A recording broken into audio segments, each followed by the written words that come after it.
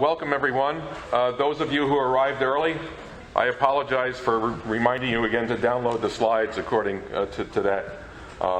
Just one last time, I'll announce it.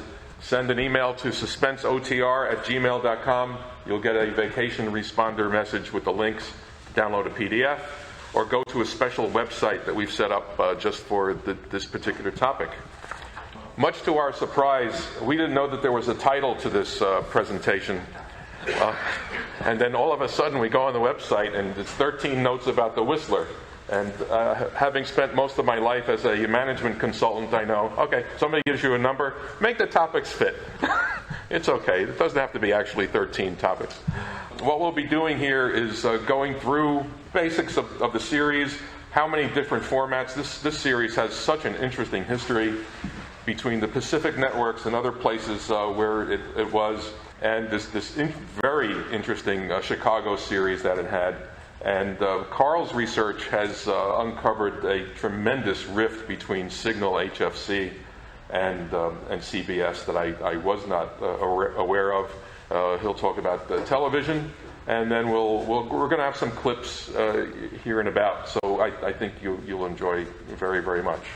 Karl, why don't you go to our first slide here? In the development of the Whistler, we could spend the entire morning session just going through the two individuals who were involved, J. Donald Wilson and later George W. Allen. Wilson was an actor, writer, and producer on the West Coast, involved in CBS, and came up with this program in 1942.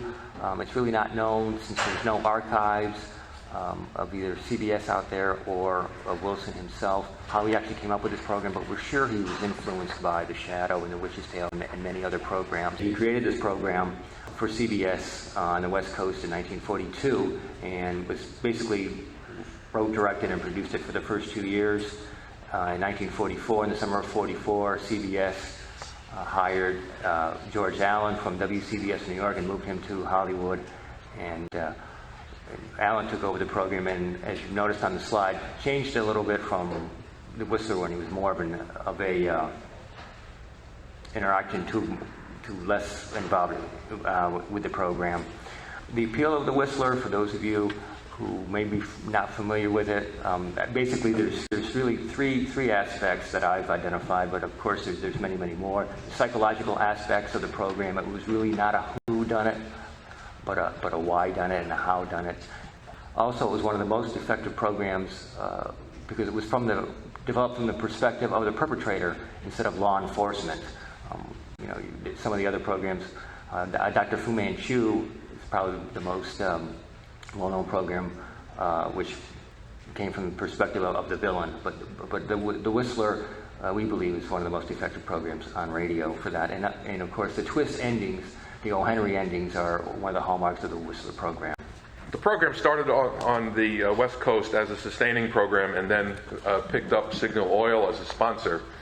Picking up Signal Oil was a very big development because, like most times, having a sponsor increases your budget for all kinds of things, especially acting, music, sound effects. So there's a very, very big difference when you hear the sponsored shows and the non-sponsored shows. When I got involved with this series, which is around 8 years ago, when I became more active in collecting again, I found that the series was just an absolute mess in terms of its organization. People didn't know which programs belonged to. They didn't even know that there were multiple series of the programs. For instance, this Summer Replacement series in 1946 was the first time the national audience got to hear the Whistler program. It was just 13 episodes. And then there was a series in Chicago where they would send scripts from Hollywood, and Chicago would put them on with their own cast. We'll have some samples of that. And then finally it got a sponsorship with Household Finance for the non-Pacific parts of the market. The Whistler didn't really go national until near the end of its run. And even then, it wasn't even broadcast on the same day nationally, but the programs were national at that point. A key part of getting national recognition for this series was the movies, and there were 8 movies done. We'll have a little slide about that. Among the things that Karl's recently turned up are the TV pilots from the mid-40s. Karl, you want to mention some of those? We're going to have a slide about that. We're going to have a slide on those. And then there was a syndicated series in the mid-1950s. Well, since it was a Pacific Network program, really the audience on the East Coast was, unless you were involved in broadcasting or advertising or publishing, you really didn't know about the Whistler program until, if you're a reader of the New York Times, this Sunday, August 8th, 1943 edition featured an article or a column by Zuma Palmer, who was the radio editor of the Hollywood Citizen News, one of the best radio editors, I feel, who was ever a radio editor during the golden age of the program, of the media, I'm sorry. And she wrote about the Whistler, and this appeared in the New York Times, that, hey, here's this program out on the West Coast that, even though it's a sustainer, it has a higher rating than Crime Doctor and Both Lights and Lights Out, which were two of CBS's best programs. They were sponsored, Crime Doctor by Philip Morris, and it was Lights Out, which was Arch Obler's series, was sponsored by Sterling Drug for ironized yeast. And she made the point that, hey, here's this program that after a year on the air, it's still only West Coast. So why is this? And CBS hadn't been able to do anything to get it to a national audience.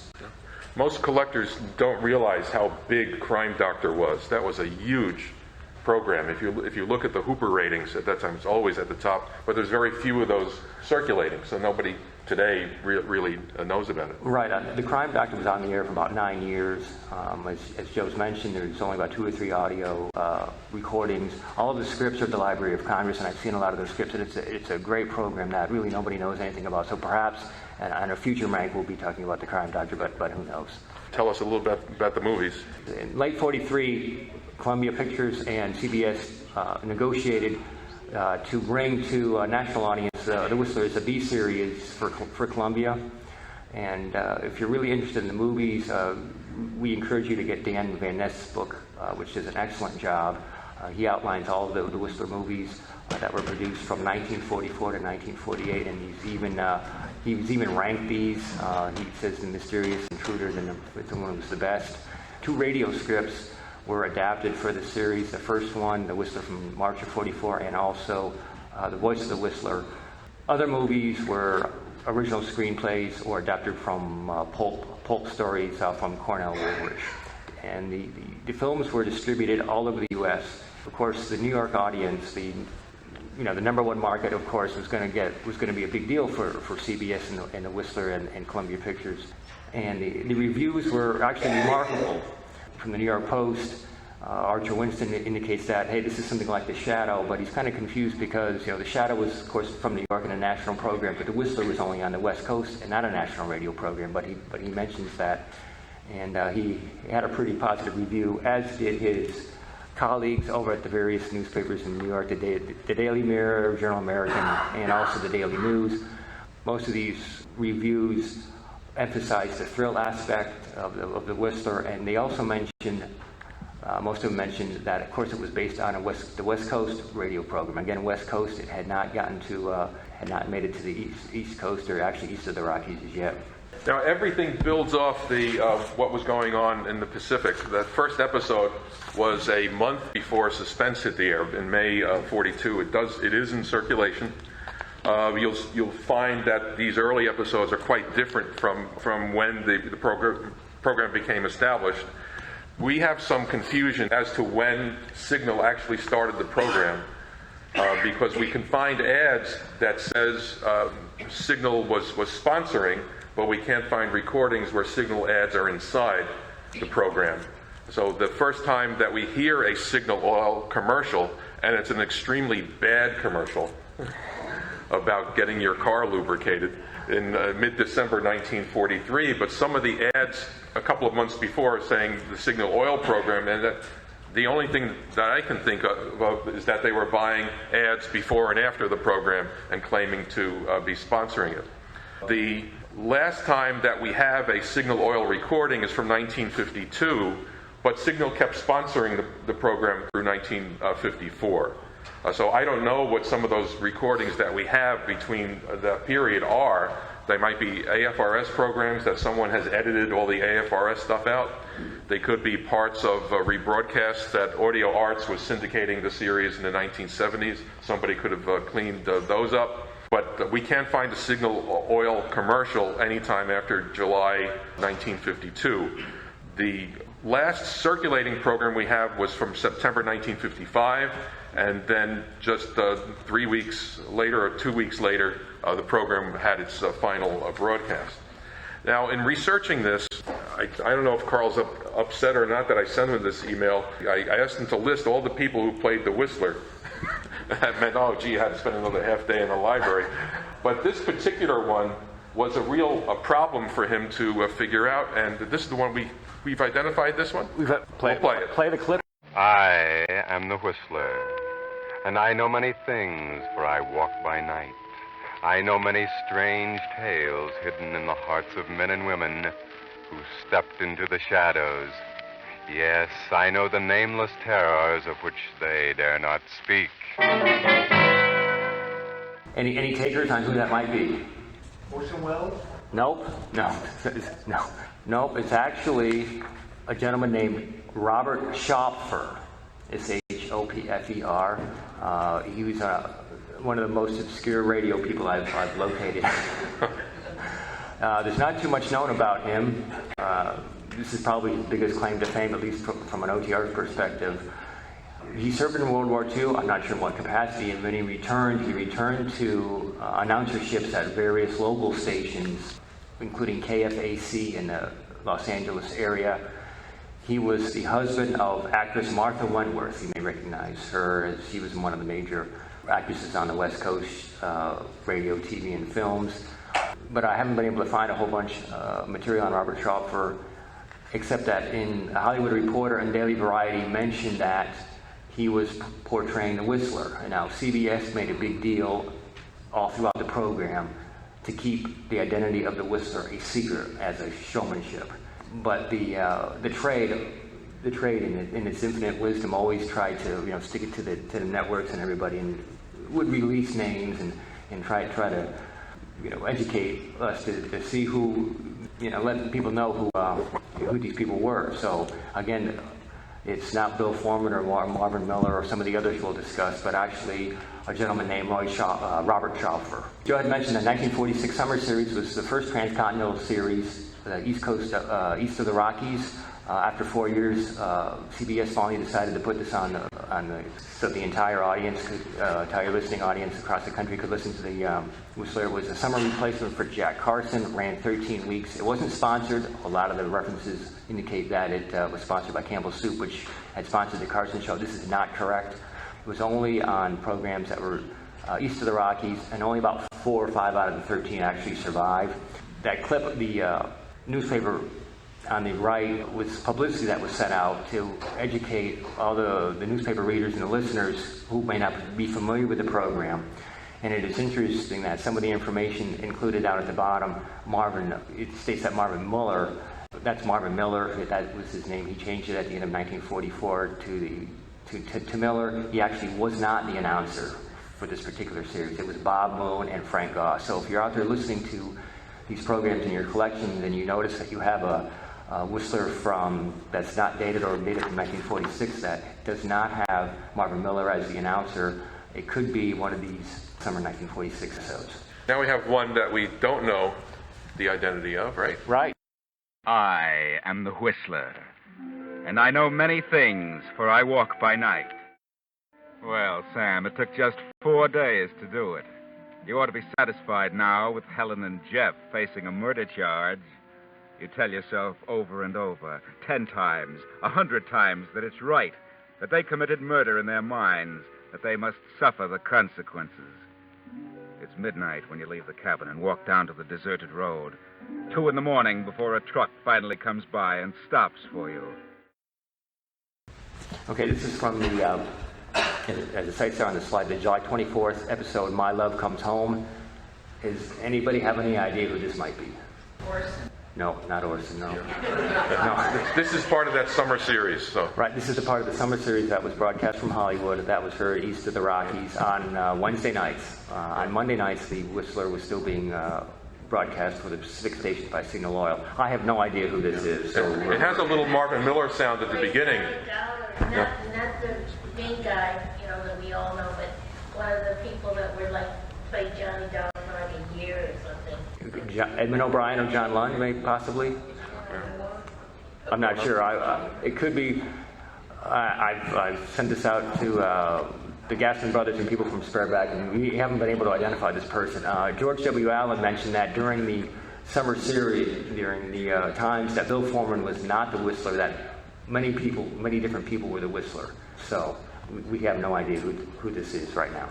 Who did play the Whistler? So this is our list. This is the current list. Gail Gordon was the first one to play the Whistler in May of 1942, followed by Joseph Kearns, John Lake, who you may know from Dark Venture, and then there's also another identified person, Bill Foreman, Robert Schoffer, who we just mentioned, and then Marvin Miller, and then the identified person, and then a couple more who we'll be discussing in just a few minutes. This is Marvin Miller as the Whistler. The Signal Oil Company and your neighborhood signal dealer bring you another curious story by the Whistler. Tonight, let George do it.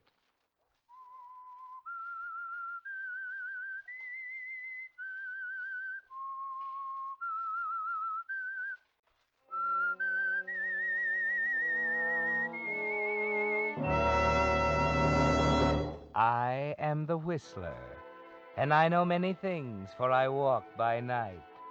I know many strange tales hidden in the hearts of men and women who have stepped into the shadows. Yes, I know the nameless terrors of which they dare not speak.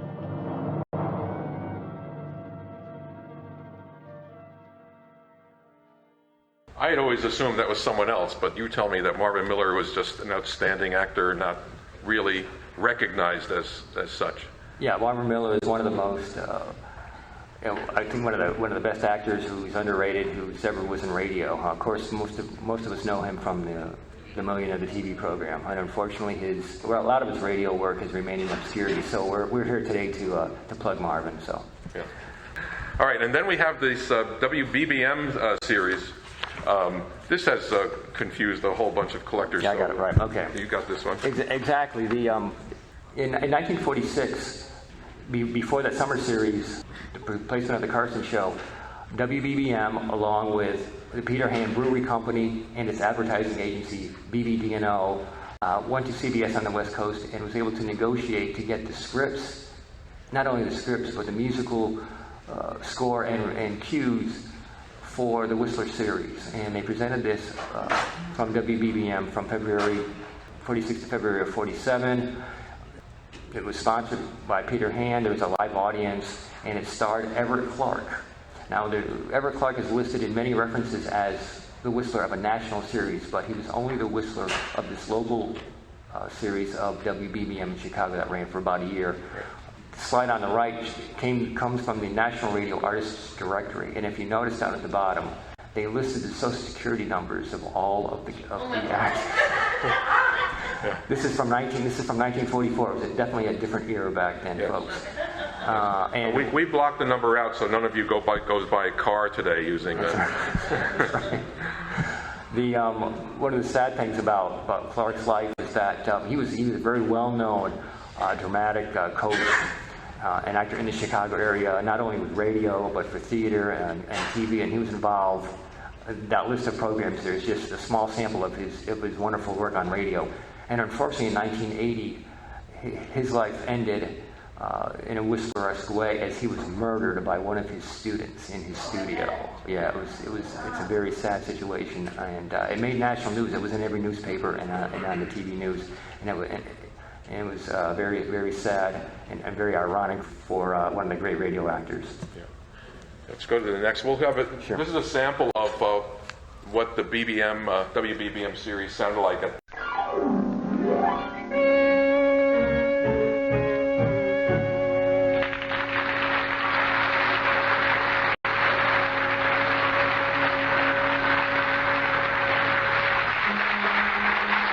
For your listening pleasure, the Peter Hand Brewery Company of Chicago, brewers of Meisterbrow beer, bring you the strange tales of the Whistler on this station every Sunday night at 9:30. Next week, another exciting story by the Whistler. Tonight's story was produced by Sherman Marks with music conducted by Hunter Kaler. Tonight's production starred Patricia Dunlap as Karl, Ed Prentice as Steve. The part of Millie was played by Josephine Hipple. Bill Green was heard as Simon Crandall. The Whistler is played by Everett Clark. Sound effects by Ed Whitel and Lou Weir. All characters portrayed in tonight's episode are imaginary, and any similarity to persons living or dead is purely coincidental.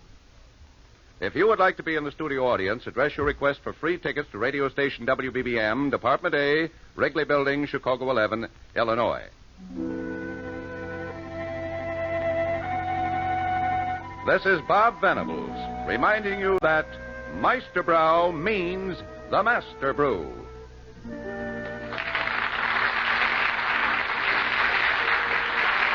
This program has come to you from our CBS studios in Chicago.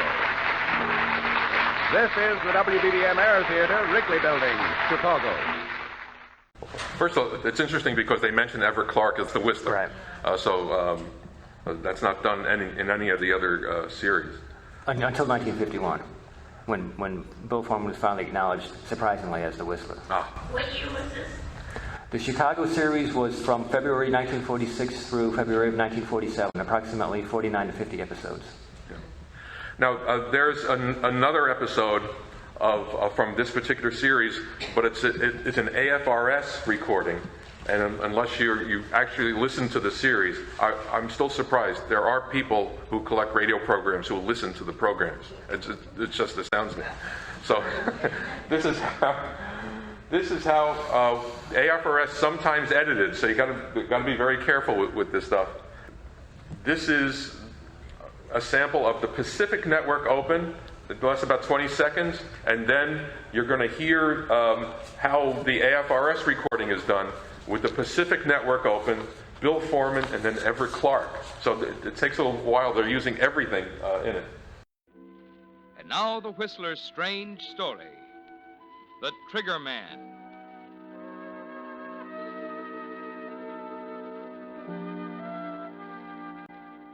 He was young, brilliant, confident. He had everything it takes to make a successful lawyer. But no matter how you looked at it, law school graduates were a dime a dozen. I am the Whistler, and I know many things, for I walk by night. I know many strange tales hidden in the hearts of men and women who have stepped into the shadows. Yes, I know the nameless terrors of which they dare not speak.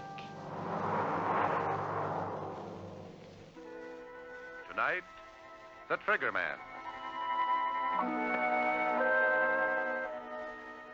He was young, brilliant, confident. He had everything it takes to make a successful lawyer. But no matter how you looked at it, law school graduates were a dime a dozen. So it's really quite different. You get a sense of Everett Clark style compared to everyone else from that.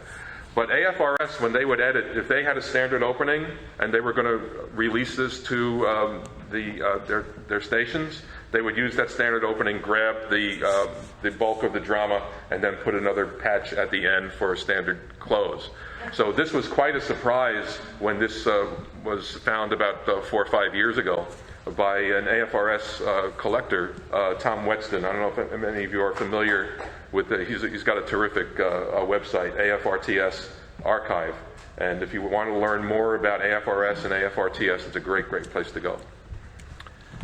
There was a rumor that the Whistler was going to be moving to New York. This may have been tied in with the whole HFC thing going on. The ratings for this series in Chicago were just superb. And so it was pulled from them, and WBBM wanted to fill the spot, so they created a program called The Echo. They took the concept, obviously, tried to put a little twist to it, and you're supposed to be hearing the thoughts of the person committing the crime. One thing, if you look on Myron Wallace, people know who Myron Wallace is, right?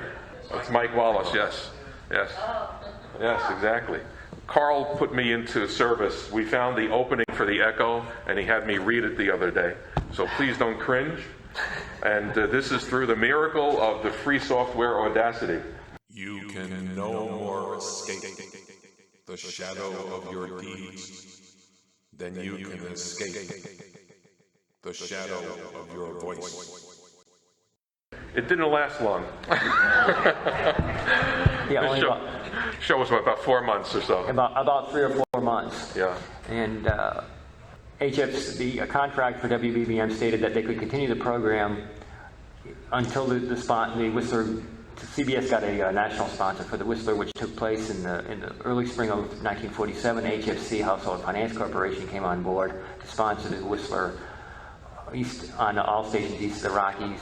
The first 2 episodes were not sponsored, and then it began its sponsorship for about 78 episodes. Really plugged into newspapers from many of those stations. As with the Transcontinental series from 1946, CBS sent out all kinds of publicity releases and press reports to various stations and newspapers so that the newspapers could alert their readers and the listening audience, fill them in on who the listener actually was. Well, through the national recognition of the Whistler, through HFC, through the various movies, and through the Jack Carson program, of course, the Whistler was now a national phenomenon. And of course, it was subject to satire. And of course, perhaps those of you in the audience know that Jack Benny did this as the fiddler. We think we've come up with one up on the fiddler. As I was researching the Fitch bandwagon for a Radio Spirit set several years ago, I came across this particular clip from the April 13th, 47 episode of the Phil Harris Alice Faye show, where Phil has gotten, in his fan mail of the day, a very threatening letter. He thinks somebody's out to get him. Maybe if I turn the radio on, I'll feel better. Slowly, stealthily, Lady Wingate crept into her husband's bedroom. A flash of cold steel in the moonlight, and the deed was done.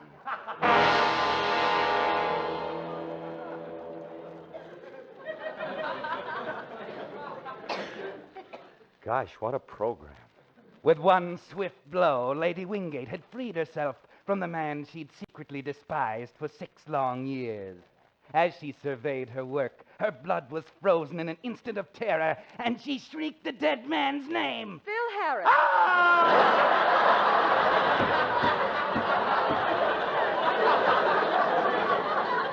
Good heavens, he's fainted. What'll I do?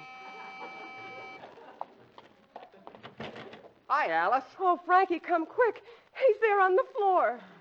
Oh, you did it, huh? What? Alice, will you marry me?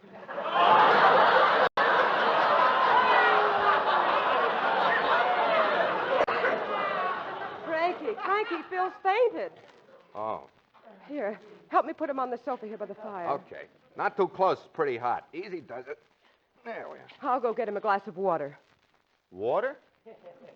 Okay, we'll force it down his throat.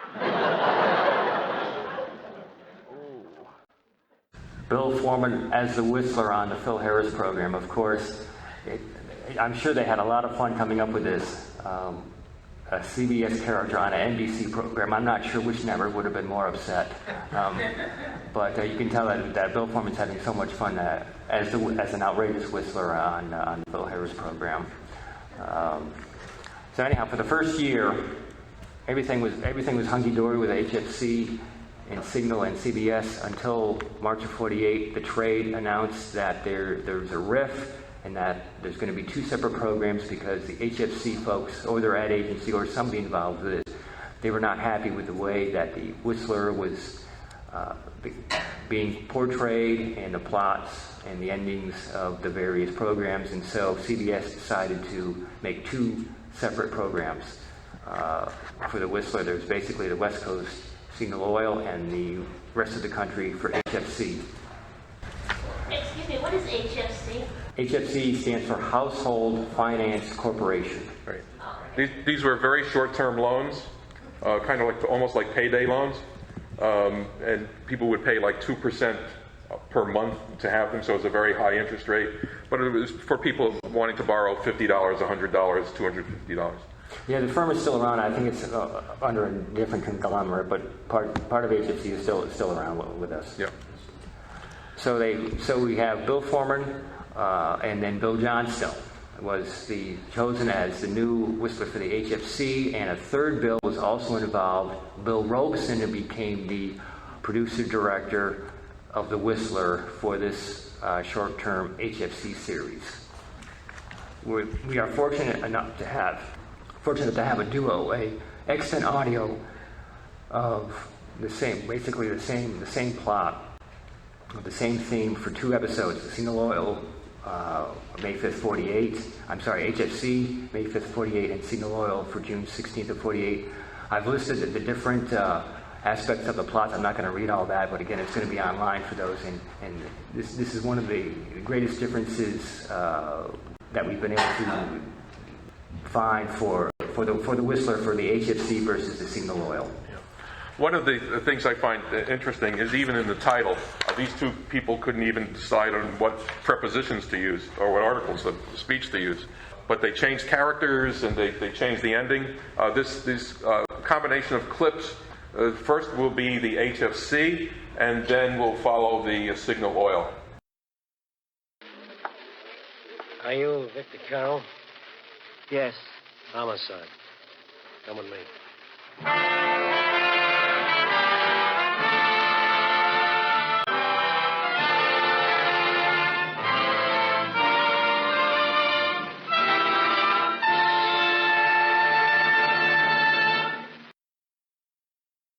One of our boys saw Berveli come in your house late this afternoon, and he hasn't come out.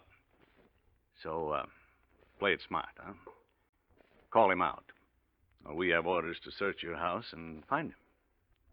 Well, what do you say, Mr. Carroll?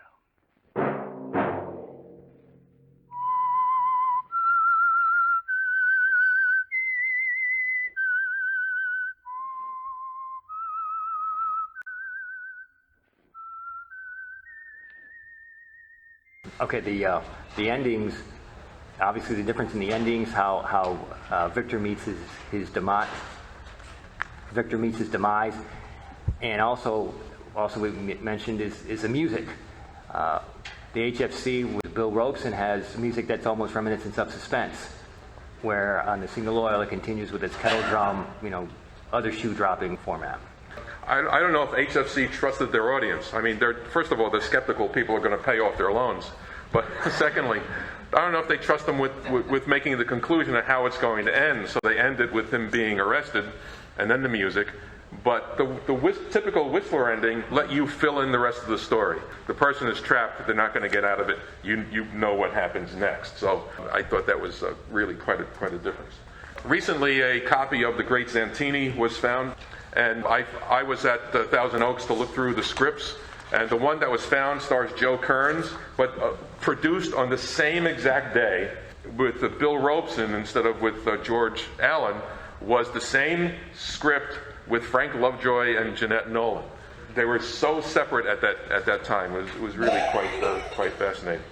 Yeah, and one thing I want to mention is that the Signal Oil, at one point during the series in 1948, the Signal Oil and HFC episodes were run back to back. First, when it was still George Allen, they basically did the same script, and then of course later when the rift took place, they were different scripts, and then it changed time. So again, there's a lot of variation in the way the Whistler was presented by Signal Oil versus HFC. So the dates, I guess, started to get different. The way they were re-editing the scripts and tying things up. So it wasn't a pleasant situation. At the beginning, we mentioned that the television aspects. There's at least 3 TV pilots that we've so far identified of the Whistler. 2 out of New York. The first 2, 1946, 1947, were on WCBS as part of an anthology series. All of the pilots, of course, were looking for potential sponsors.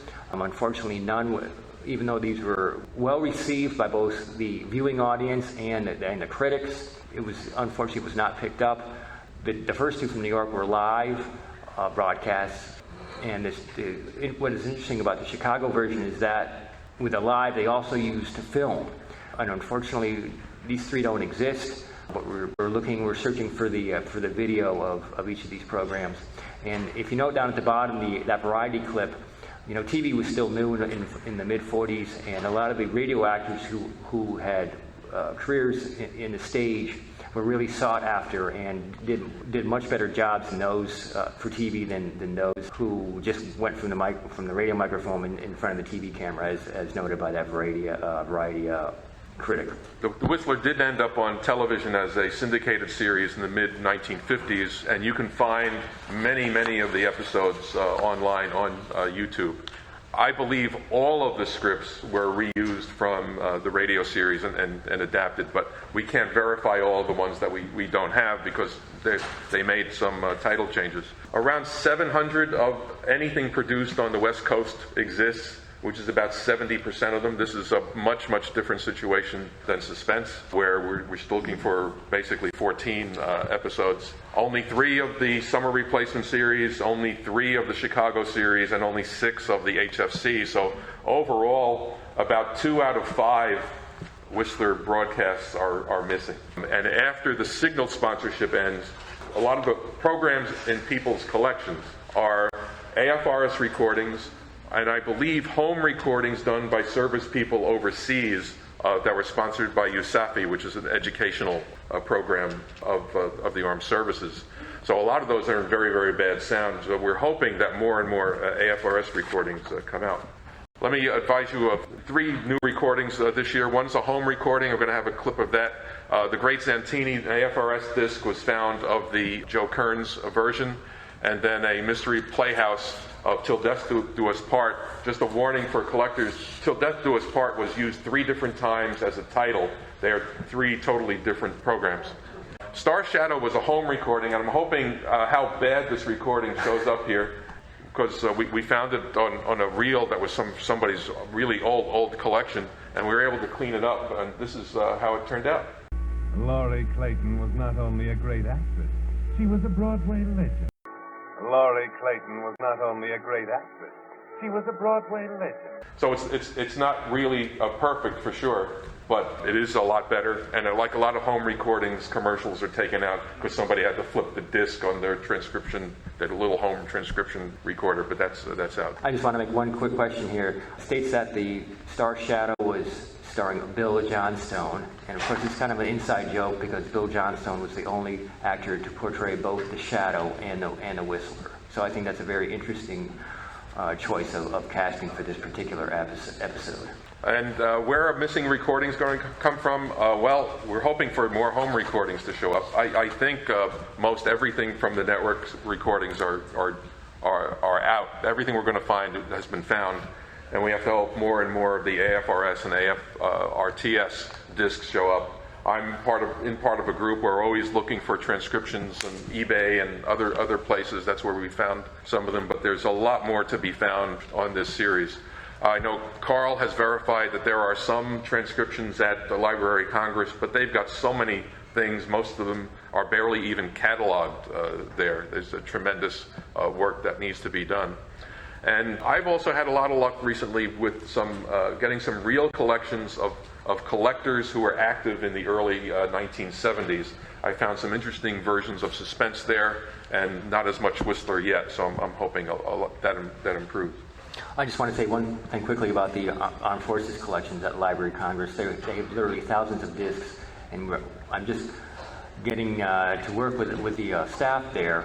And we hope to realize that there may be uncirculated episodes of the Whistler and many other programs there. So we will keep you posted on these findings. And at least get them cataloged and get them at least transcribed into some format where we know what happened on the program. Right. Nice. So we're ready for questions. If they're difficult questions, please give them to Karl. How difficult is it to sanitize all the crackling noises? A lot of times you're better off leaving them in because taking them out distorts the program and it leaves a lot of digital artifacts in it. The better the software that you have to do that and the greater your patience. I mean, you may spend a day or two trying to clean up 1 minute of program. And a lot of times it's just not worth the effort. Or what, after you spend all that time, you realize, gosh, I've ruined the core of the sound. So you have to have a light touch to most of these things. A good person to talk to is the man who's raising his hand, volunteering to explain it all to you. That's Sammy Jones, who is a transcription collector who lives in Atlanta. Thank you, sir, for coming. Thank you for volunteering to help him. Next question. No, go ahead, Sammy. Go ahead. What do we know about what was happening with the dueling signal production and the home finance?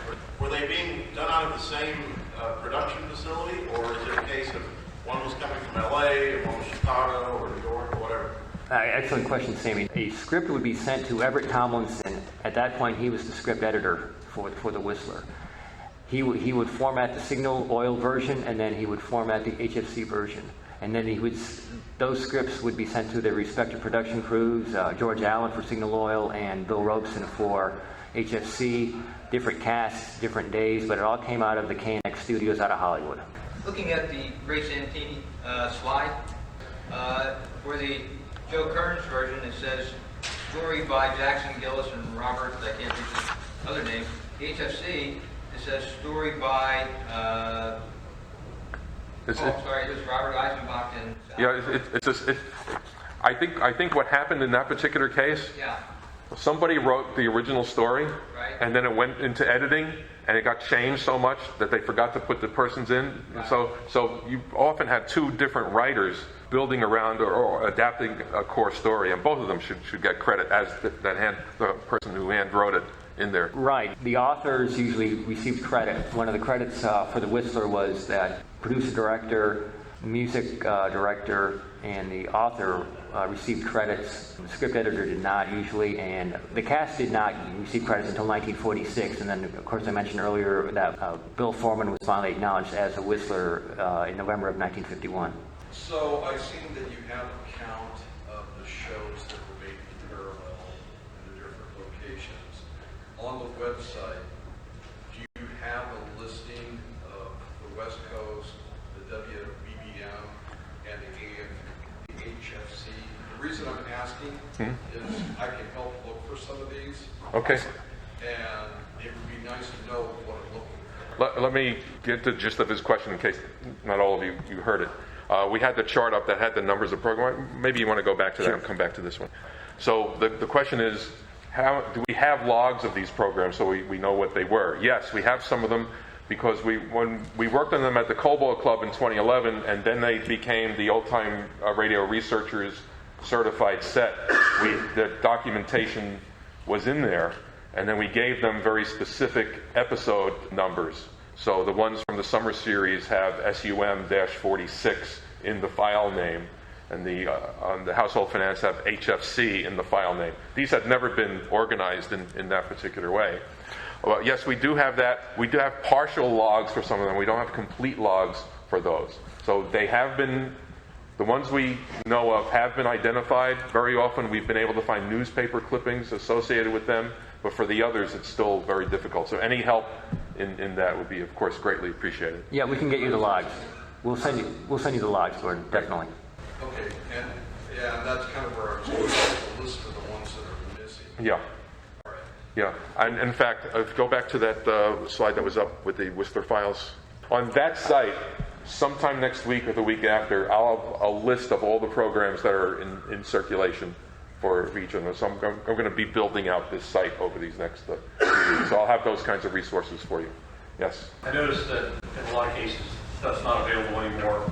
What's the primary reason for that? Is it deterioration? Is it misplacement? Is it in personal collections? Do you have any feelings on that? All of the above? Yeah, it could be one of any reasons. There's no predominant reason. No, it depends upon the collection. I mentioned the Armed Forces Radio Collection at Library of Congress. Of course, we're dealing with copyright issues and costs involved, and collectors feel that they've had these discs for all these years? Do they want to release them? Do they want money for them? Or so there's a lot of things that are involved. But that's a good point. But even that collection won't be complete. No, it'll be chunks of different things. So they've all have to be gathered at some point. And even then, a lot of programs weren't even recorded. I don't think that's the case with this series, but for a lot of series, they never recorded them. They just broadcast live, and that was it. Charles, I think you had a question? Well, I'm just wondering if you had a list of the readily available, the programs that are not available, that are not found yet. Yes. If you go to archive.org and download the Old Time Radio Researchers set, that'll be what was available as of about 4 or 5 years ago. But then if you go to that site that we had up, if you go to that, I'll have that list up very soon. Frank. Yeah, is there any list of the actors and how many times they appeared on the Whistler? That's a good question, because the Whistler was not very good at giving credit at the beginning of the series. No, there is no list, but through the efforts of Joe and myself and Keith Scott and many others, we're trying to formulate casts. So eventually we'll have, a list of actors, but that's probably several years in the making. Yeah. You can find some of that information on the Radio Gold Index site. Oh, okay. Oh. You want to contact us? You want to contact Karl, I know, not me. Yeah. You're out of the loop. Forget it. No, out of the loop. Question? Hi, I had a question. I had a very close friend who loved the Whistler, and as a child, I didn't I grew up in the 50s, and I didn't get a chance to hear it where I was living. But I was curious. I was living in Michigan at the time, and so was she. So where would that have been heard in Michigan? Or which version would have been able to be heard? Okay, in the 1950s, 1955, the Whistler became a national program again. The KNX CBS transcribed the programs. They aired them on different days. I believe it was either Monday or Tuesday for the West Coast, which at that time was going to be sponsored by Lever Brothers for their Rinso soap products, and the rest of the country got a sustained transcribed version on Thursdays. So it would have been on Thursday evenings at, I think, 8 o'clock in Michigan on WBBM or the other CBS stations at that time. And this is from February of 1955 through about September of 1955. Okay, until September of what year? 1955. Right. Also, they've only been a few months? Yes, the last national version of the Whistler was from February of 1955 through September of 1955. Right. Oh, okay. All right. How would anyone know that they have a missing? What identifier or what nomenclature is used in each audio? In other words, at the beginning of the show, they don't say the date of publication. But they do give a title, so you'll be able to start figuring that out. I see. And if it says Signal Oil, it's a Pacific program. If it says Meister Brau, it's Chicago. It says HFC, it's HFC. If it's sustained, it could be a very early one, or it could be that summer series, or it could be something from the end. So you'll know from the title and whatever log I put up on that site. So you generally are able to tell. So you know the title of the shows that are missing? Yes. And you know that from the script? No, we know that from the way it's announced. Well, that's my very point, is on the ones that they announce, and you wouldn't even know that this show is missing if you don't have a script or any... The list. You need the log. Right, you need the logs. You need to cross-reference with the logs. And also, many episodes are repeated, so at times there was 2 or 3 different versions with 2 or 3 different Whistlers. So we have an interesting time of deciphering, okay, is this the 1952 version or the 1955 version, etc. So we did keep pretty meticulous notes when we assembled the series, because they changed the commercial announcement and all that, and it's not that hard to follow when you have those documents, and those will be up on that site. So this is a series that requires a lot of homework, but we've done it. So Are all the scripts available? You mentioned Library of Congress before. Yes. most of the scripts are, as a West Coast program, most of the scripts are held by what Joe's mentioned, Thousand Oaks. That's the American Radio Archives, which is at the Thousand Oaks Library in Thousand Oaks, California, just north of LA. They have a great KNX collection and Pacific Pioneers Broadcasting collection and many, many Whistler scripts from both Signal Oil and the HFC version. Unfortunately, we're missing the first couple of years of scripts. There's only a couple of scripts at the Library of Congress, and there's scattered scripts around the country. Various universities have, one or two scripts, but the bulk of the scripts are at Thousand Oaks Library in California. Yep. Yeah, in 1946, the Whistler was so popular it became a popular song on the Columbia label. A dance song, no less. A dance song based upon the Whistler's theme. This was played by DJs all over the country, and also HFC sent this to all their stations as a promotion for the radio program. The lyrics are so 1940s. I mean, it's you would think the Whistler was a nice person. As someone, rather than someone who has the worst possible opinion of everybody he ever runs into.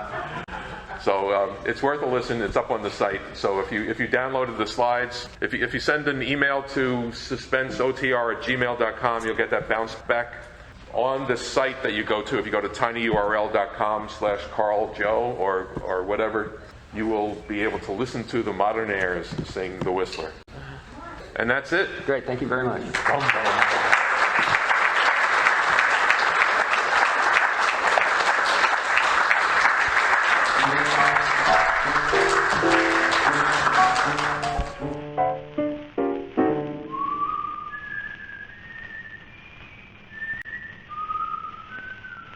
That's the Whistler's call, and he knows it all, so remember that he's checking on you.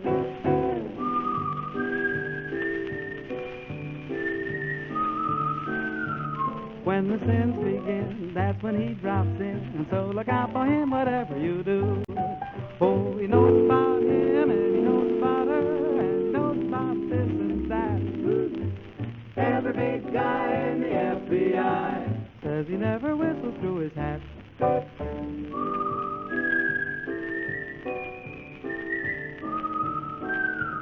If you got some clues to the latest news, will you do a little favor for me? Mr. Whistler, can you tell me where my baby can be?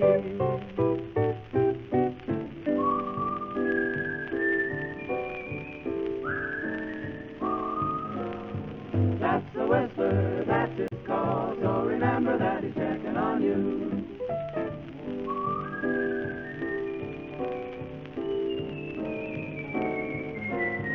That's the Whistler, knows it all. Look out, whatever you do.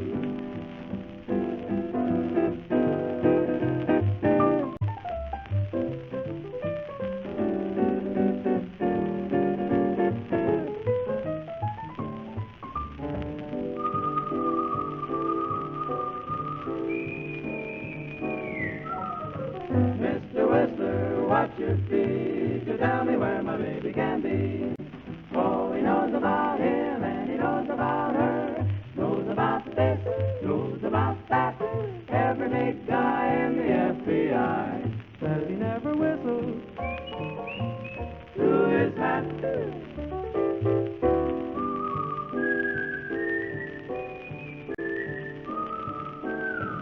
If you got some clues to